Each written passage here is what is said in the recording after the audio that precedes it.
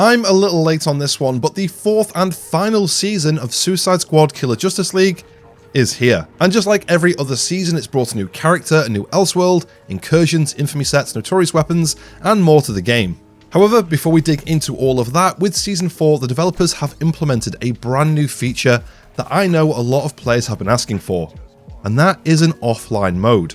Since the release of Season 4, you can now create an offline profile, either by starting a new profile or cloning your current online game, essentially creating a snapshot of your online profile, including your cosmetics you've purchased and characters you've unlocked. You can update your offline profile at any time using your current online profile.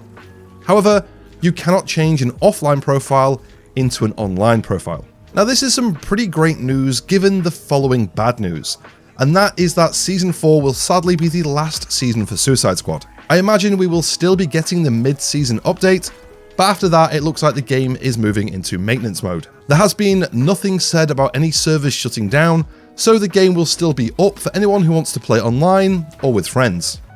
To me, this is some pretty sad news. I mean, it's no secret the game has been struggling to maintain a player base since launch, but I do feel there is a lot of wasted potential there that we'll never see grow into anything more. Let's move on to something a little more upbeat. What has been added with Season 2? Well, the latest Elseworld bleeding into the open world map, and being the host of the Season 4 incursions, is the medieval Earth with a very strong fantasy vibe. This is probably my favourite out of the 4 seasons, with the incursions having a great feel and a decent amount of verticality. And let's talk about the reason I imagine a lot of players will be jumping back in this season: the return of Deathstroke. Deathstroke, or Slade Wilson, is a former military man of the US Army, who underwent an experimental procedure to turn him into a super soldier, increasing his strength, agility, intelligence, and giving him a healing factor.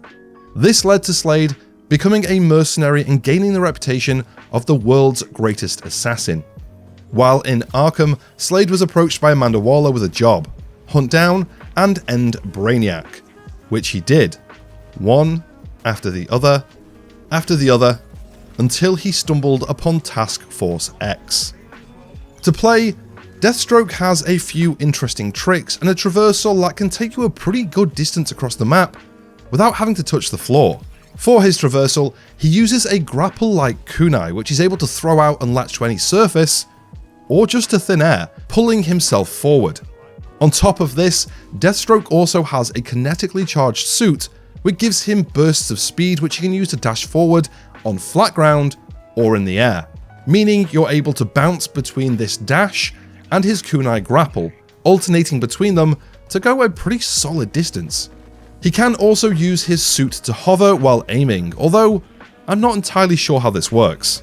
In practice, Deathstroke's traversal feels solid to dart around with, but not quite as efficient as some of the other characters, although it does have a certain cool factor to it. The only real note I have was as I was playing as him, I kind of missed having an ability to move backwards quickly without having to spin the entire camera. Deathstroke can make use of assault rifles, shotguns, sniper rifles, and for his melee he is of course wielding a sword, which he puts to good use for his suicide strikes, which drop additional damage buffs for the entire team.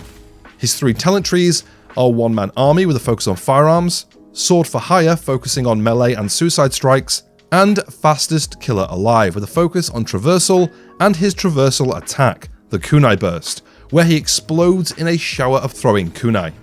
In my opinion, Deathstroke is a solid character to the roster with a much darker feel and theme to him than some of the previous characters, which feels quite fitting with Suicide Squad really being part of the Arkhamverse. But I can't help but wonder, with Deathstroke being a fan favourite, if he was released earlier, what kind of impact that could have possibly had on the game and the game's live service journey.